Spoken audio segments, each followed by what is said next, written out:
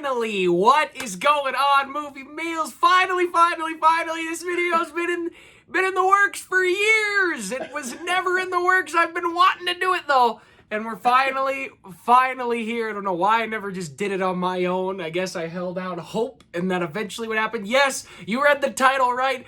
Breaking Bad spoiler review, because Kyle has some explaining to do on why we're making this 8-10 years after the show came out. So Kyle, why don't you go ahead and explain to the viewers why this, my favorite show of all time, we're reviewing now. Please explain it to them. Well, I had you and many other friends years ago tell me that I need to watch this show. It's one of the greatest shows ever. You know, all the normal hype that you hear from Breaking Bad. And me being the jerk that I am, I waited because, one, I am a jerk. Yep. And two, I did not want the hype to, you know, kind of cloud my judgment, my first viewing of this show that I've heard so much about. And three, I like seeing Alex get worked up sometimes. It brings me a weird joy. It's just mean. Explain. It's just cruel. I'm a cruel, heartless person. But, you know, with quarantine and everything going on right now, I'm able to be at home a lot more, able to actually watch TV more than just movies. So finally I was like, you know, it's been long enough. I think I can watch Breaking Bad. I hope it holds up to what everyone has been saying. And I gotta tell you what, it did not disappoint. It did not disappoint. Wow. So that's why I have to say this before we jump into our spoiler talk. Alex, I am so sorry. I'm so sorry that I waited. To all my friends that have told me that this show is amazing, I am sorry to them as well. You all know who you are. And I'm sorry to the Movie Meal fans for not seeing this show sooner. And I cannot wait to talk about this because this is one of the best shows I've ever seen and probably will be. So there you go. Had to get all that out. Alex, Finally! Breaking Bad overhyped. It's impossible to overhype Breaking Bad because it's just the best. Kyle, finally, I've been waiting for this day. I've been waiting.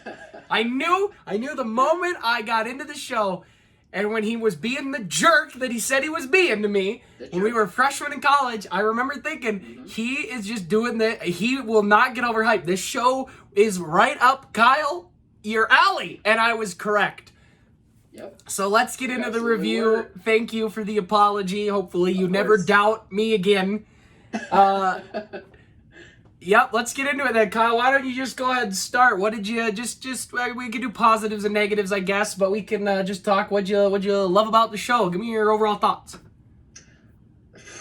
I'll tell people what I told you yesterday is that it's one of these shows that does such an incredible job at laying out an idea or a concept of a show and then having lots of payoff in the long run. Like normally with television, they got the one good idea that works for one season, but then you don't know what goes on after that. You have to kind of like work on the fly. And you know, it does work a lot of times, but you can still feel that within a show. Like they don't know where to go from there, but they're able to do a well enough job to where it pays off.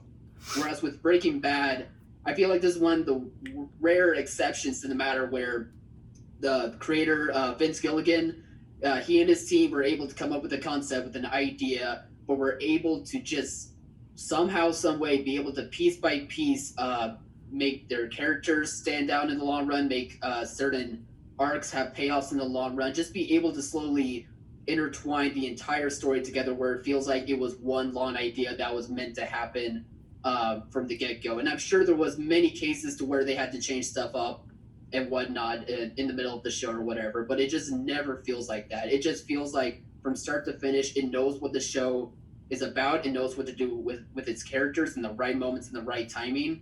And and I'm not big a TV guy like you, Alex, but I think it's safe to say that like I think a lot of TV enthusiasts would feel the same way about Breaking Bad. Am I wrong about that? I don't understand the question. Well, what I'm saying, like Breaking Bad's just so well written and so well thought out that it never feels like it's going off the rails, that it never feels like it's making up ideas as it goes along. Like the payoffs done at the beginning were meant to happen through and through. Yo, absolutely. You know, it comes down to the old saying, movies are for directors, television is for the writers, the stage is for the actors, when you get down to it. And this is the best example of how great writing really is and why TV is so important. And it was part of changing.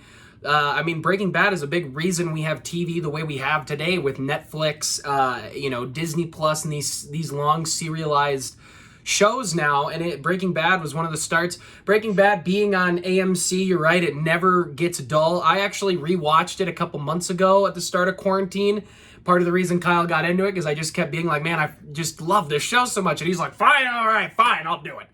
But when you look at another AMC show that's extremely popular in The Walking Dead, that is a show that does exactly what Kyle's saying Breaking Bad does not. It has an incredible season 1. Season 2 is a little meh, but they're having, that show specifically is having other problems.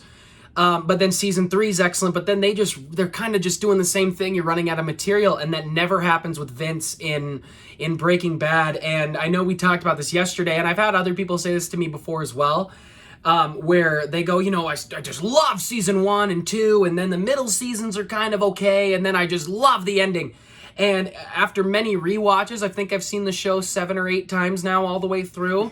That's average about once a year since I first saw it. So, which it deserves it. But after so many viewings, I really start to get those middle seasons when people feel like it slows a little bit. It's because, and again, spoilers, it's because Walt's winning. And he, says it at the end, I did it because I liked it. And he constantly continues to add to the chaos because he's not in it to win. He's just in it to play. And he wants more and more and more, and it's never enough. And he goes from, at first you root for him all the way to the end. I think anyway, I do. But with Walt and the way Vince did, when it starts out, you're like, okay, it's just this chemistry. He's going to make just enough to get by.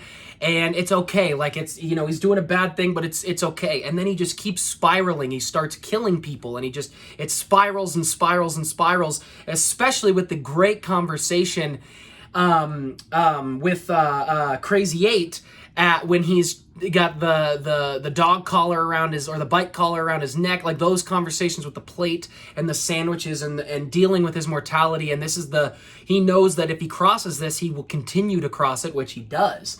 And just the way Vince handled him, you end up rooting for Walt all the way through. And it doesn't make sense because he is an anti-hero. He is a villain. And he becomes a monster. And you watch him and you still are just like he's doing, because the writing is so good, you get wrapped up in what he's saying. I do this for my family. And you are with him. You're like, I had this conversation actually last night about Breaking Bad with some people we knew in college who very much are like, no, Walt is doing what he does because he has to. He's a hero. And it's like, no, he's not a hero. He's an anti-villain.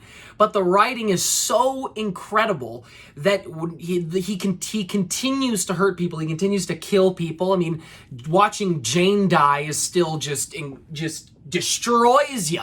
I mean, I've seen the show 8 times all the way through, and it still just kills me. And Walt, as a character, by the time he says the line, well, I liked it. I was good at it. You kind of get the same gut punch Skylar does because you're kind of with her and you've been with Walt and you rooted for Walt. And even though he was continuing to grow bigger and the bubble got bigger, you didn't want it to pop because you're convinced as a viewer that he's doing this for his family. And at points, I don't know if Kyle, you felt this at points though, and all of the actors are absolutely incredible. But then there's points where you're like, Skylar, stop what you're doing and just be on Walt's side because you root for Walt. That's how good the writing is. And then when that gut punch hits you at the end, it's brilliant. I'm sorry, I've gone off. Kyle, why don't you chime in here? No, I love they started off with Walt because your thoughts are echoing what my thoughts were about this character. Like he was the typical family man who just, got into situations just at the wrong time, and in between with his cancer, with his newborn baby happening, where he was seeing, like, with his teacher's salary, like, he needs to provide with his family in other ways. And, like, his side job as a guy at a car wash wasn't helping as well. So you were like, it makes sense why he went into this business, just to try to make that extra bit of cash to help out his family in case if he does pass away. But that's still wrong because it's cooking drugs, it's illegal. But over time in the first 2 seasons, like, you root for him because you think along with him that it's for his family. He's doing it for the good. It's not a good way to do it, but at least it's the right thing to do for his family in case if he does have to pass. But then once the episode happens in season 2 where he figures out his cancer has gone away for the time being, and he punches that towel box in like the bathroom, that's where it clicks in your mind to where you go, oh, he's not just in this for his family, but it's because he likes it and he's conflicted. And then over time for the rest of the series, to me, you see him lying about that he's doing this for his family, like he's lying to himself about it, and you, because the writing's so good, you agree with that lie. You say, yes, he is still doing this for the family, when in the back of your mind, in the back of Walt's mind, you and him just both know, like, it's all about him. He just wants to be the kingpin. He wants to have it all. He wants to have all the money and all the power. And then it builds and builds and builds throughout the show until finally it crashes down to where you were saying, where he was telling Skylar, like, in the end, it wasn't for the family, it was for the money. And while it's kind of that weird breath of relief, that it's a weird breath of relief, but also that gut punch that you were saying, that just comes from good writing, because they figured out how to make this character at the forefront seem understandable, but just have nuances to where deep down, like, you're able to follow along with Walt and the struggles that he faced. And you see him contemplating about those struggles many times, and that comes from good writing, but also comes from Bryan Cranston. I mean, I just recently was binging some How I Met Your Mother, and he showed up in the show, and I knew he was a good actor, both comedy and drama already, but Breaking Bad really did blow my mind to how can an actor just be able to switch that good from doing, a bit role on How I Met Your Mother to just this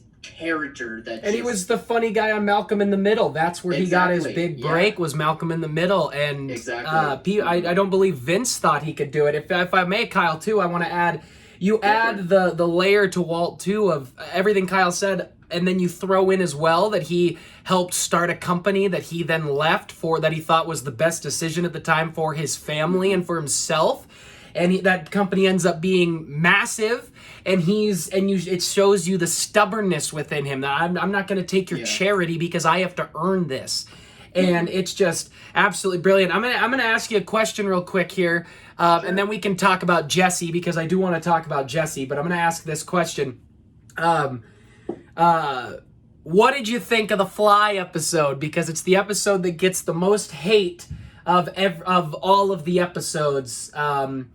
The Fly, where Walt meticulously is going after the fly in the cook room, the kitchen, as some might say, and directed by great, never made a divisive film in his life, Rian Johnson. So what did you think of the Fly episode? We have friends who stopped watching because they hated the Fly episode.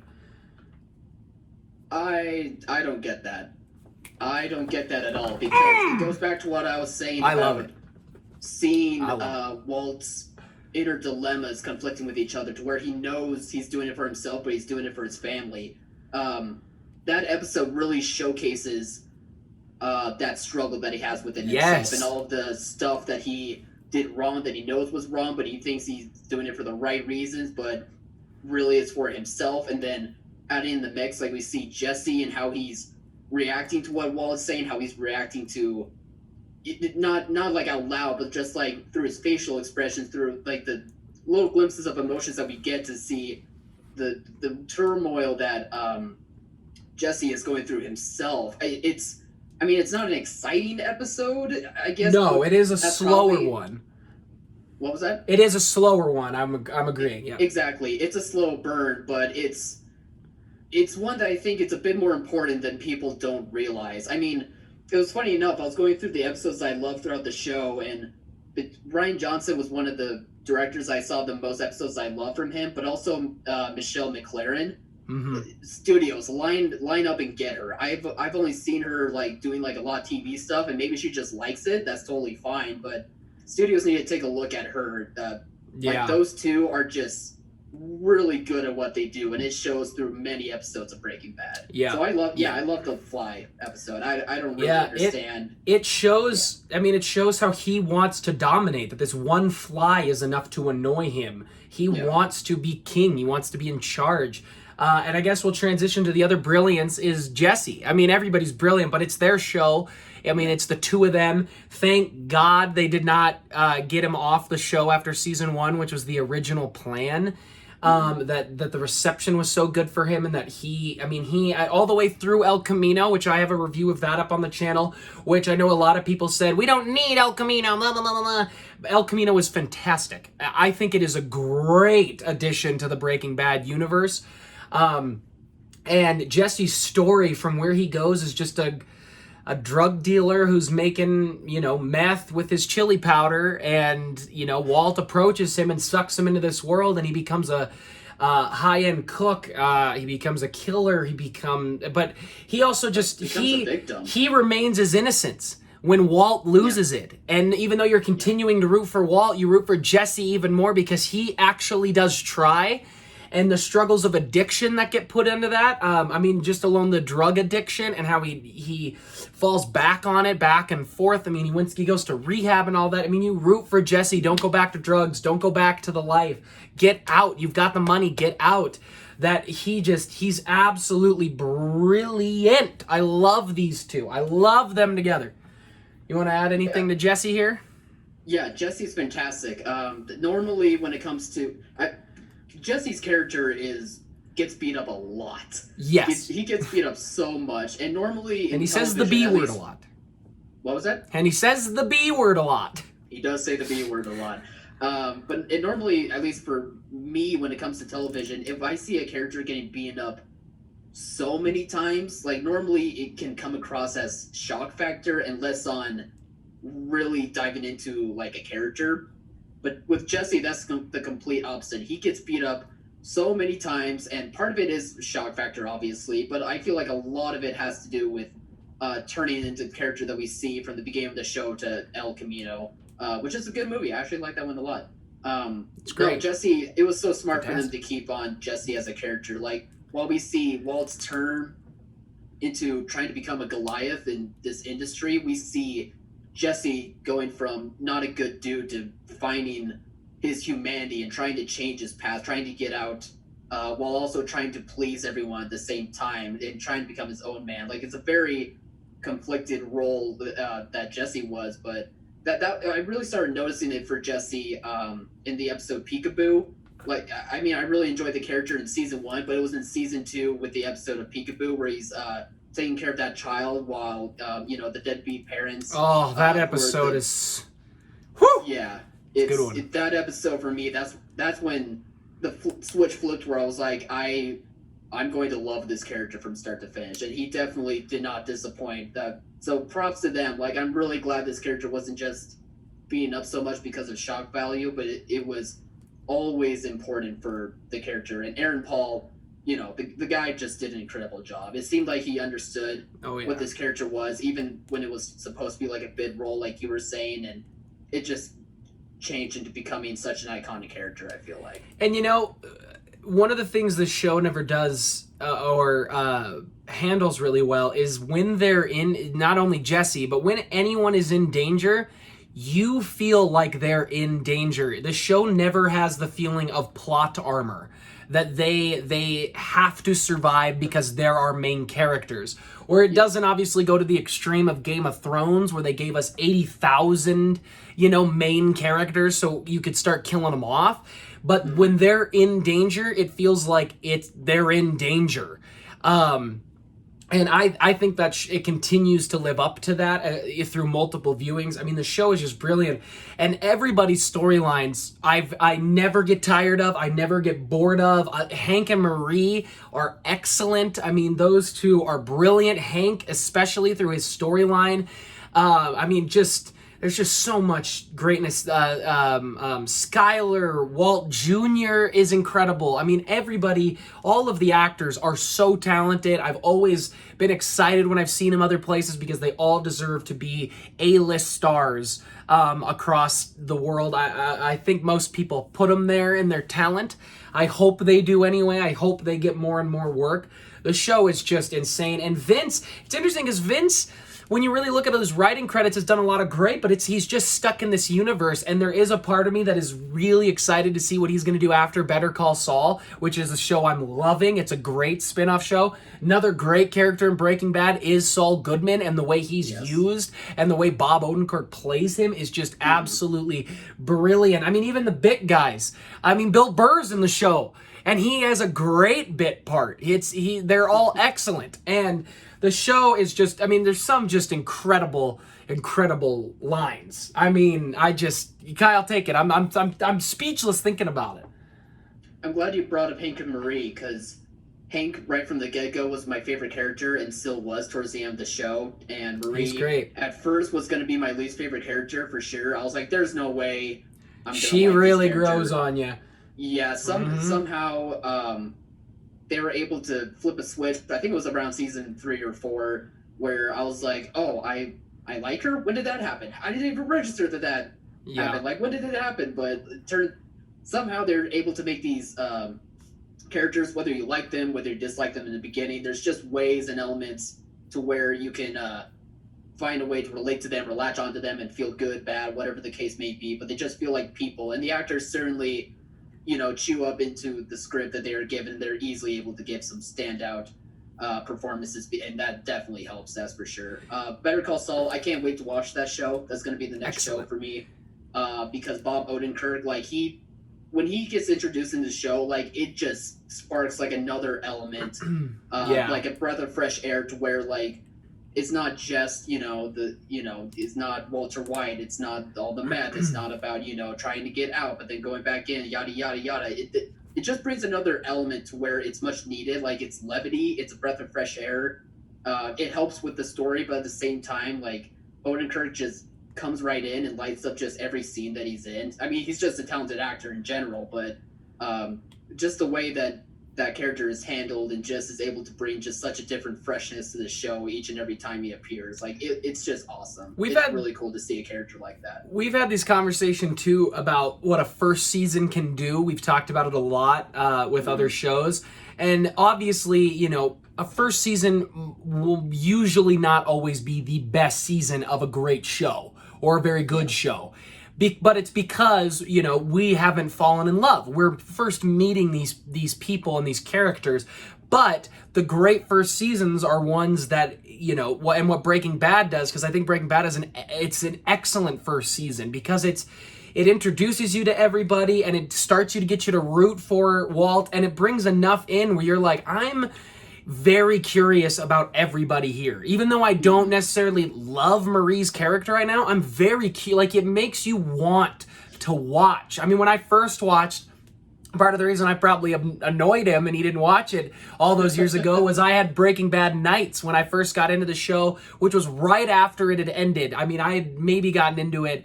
I believe my mom bought me season 1 on DVD because she had heard that the season finale of this show was so good, or the series finale. So I had Breaking Bad nights. So I would stay up, Kyle and I in the dorm, I'd say, "Night, Kyle," and he'd go to bed. I'd put the headphones in and I'd watch 1, maybe 2, every now and then 3 episodes, and stayed up till 1 or 2 a.m. before I had to go to class, because that's how good Breaking Bad is, and that's how good a first season is, and the seasons that just build on top of each other. And it, again, it's the writing. It's just so good. And I'm going to transition into this. Along with the writing is just the incredible use of foreshadowing that Vince is able to put into the show. I mean, the teddy bear, for example, is what everybody goes to. It's just such a great foreshadow of what will eventually happen to Gus Fring. And then let's move into that. Gus Fring is one of the greatest villains to be put on camera. It doesn't matter TV, film. He's up there with some of the best. Like, he's up there with Hannibal Lecter and Vader and just, Lex Luthor, all these great villains that we know. that people recognize. Gus Fring is one of them. And that's, now maybe you know why I was so excited when I heard he was going to be in The Mandalorian and then with a bigger role in Mandalorian Season 2. Because he's just such a talented actor. But anyway, you want to go on Gus Fring here a little bit? Maybe some of the villains? Yeah, I agree. Yeah, the character Gus, he's fantastic. I'm so glad that you brought him up. I was worried that this review was not going to include him. Why wouldn't? For a split second. Hell's wrong with you? No, that character, man. I mean, there's an episode, I think it's like the beginning of season 4, like the box knife, the box cutter episode. Yeah. I'm pretty sure he almost doesn't say any words throughout that episode, but yet we're getting scenes of him to where his presence, to where the way like he just has different looks, and the way like you think or you see him like processing certain things, it's incredible. Like that's just some amazing acting that he was able to do, and it just leads into how brilliant this villain is, to where it's not, you know, the mustache twirling villain. It's not the villain that feels almighty and powerful.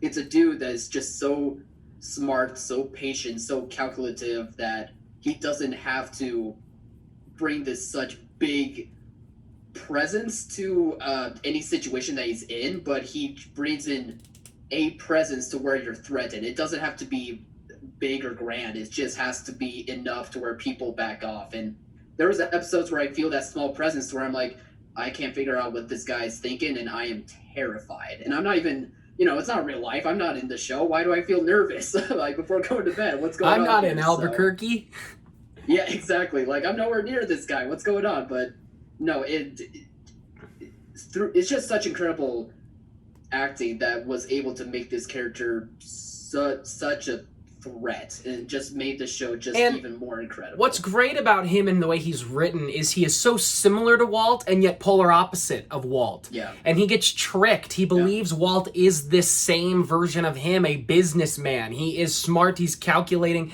but he's a businessman and he's here as an adult. But as time goes on, Gus realizes he let a wolf into the hen house and was tricked.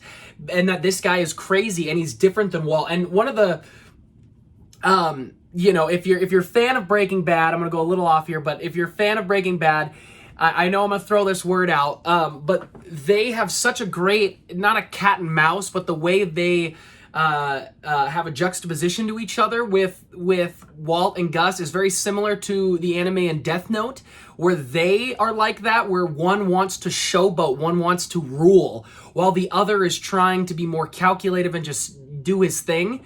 And that is such just a great, I mean, if you're a fan of this, you'll be a fan of that anime, but that's what I always think of when I think of some of the great kind of chess matches in writing and TV or movies and anything like that. When I think of the great heroes and the great villains or the great anti-heroes and the people they have to go with. I mean, it's Batman and Joker. I mean, that's what it feels like, but they're working in the same world.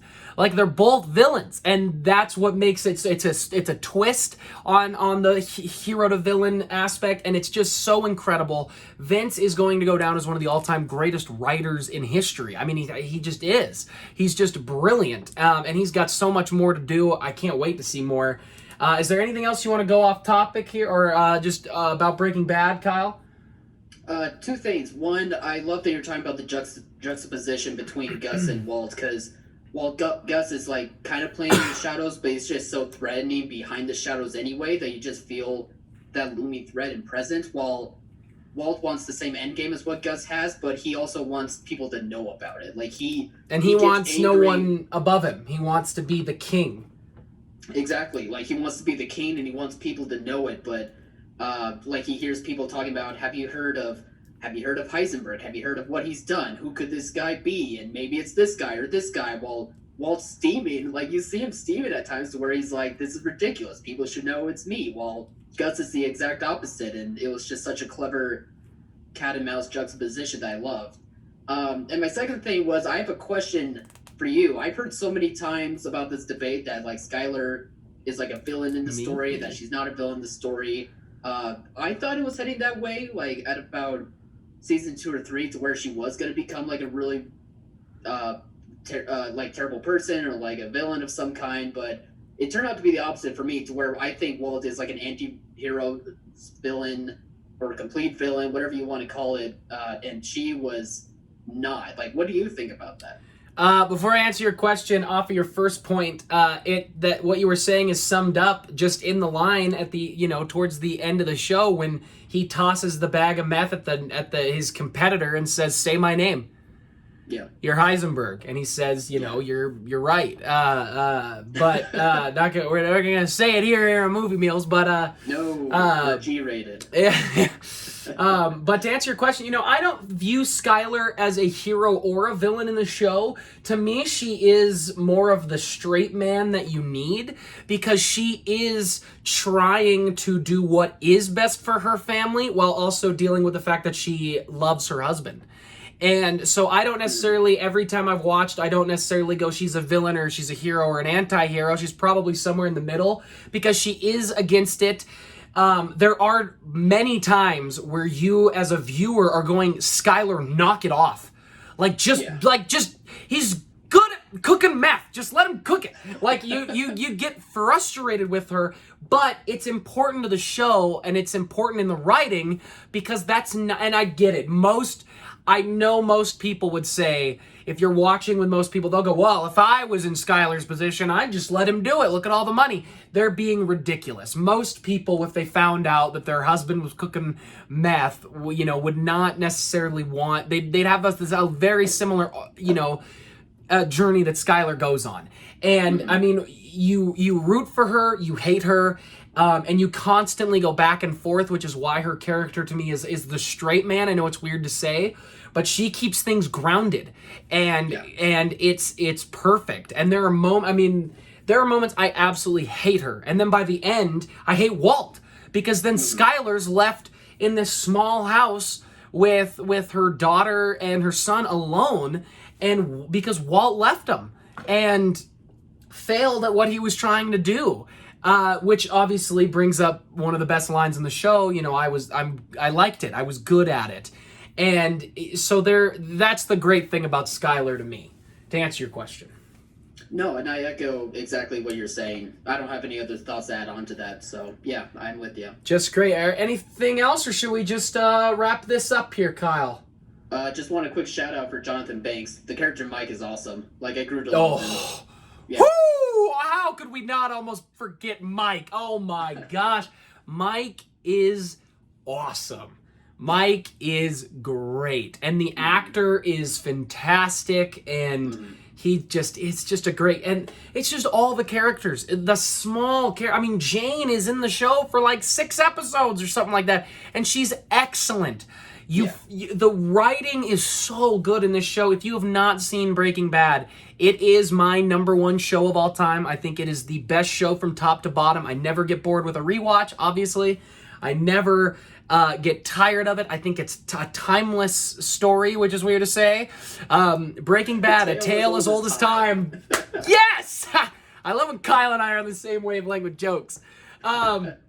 But it really is. It's just an absolutely brilliant show. When quarantine first stopped, I started watching TV with my parents. I said, this is the first show I'm going to show you because this is the show that you need to see.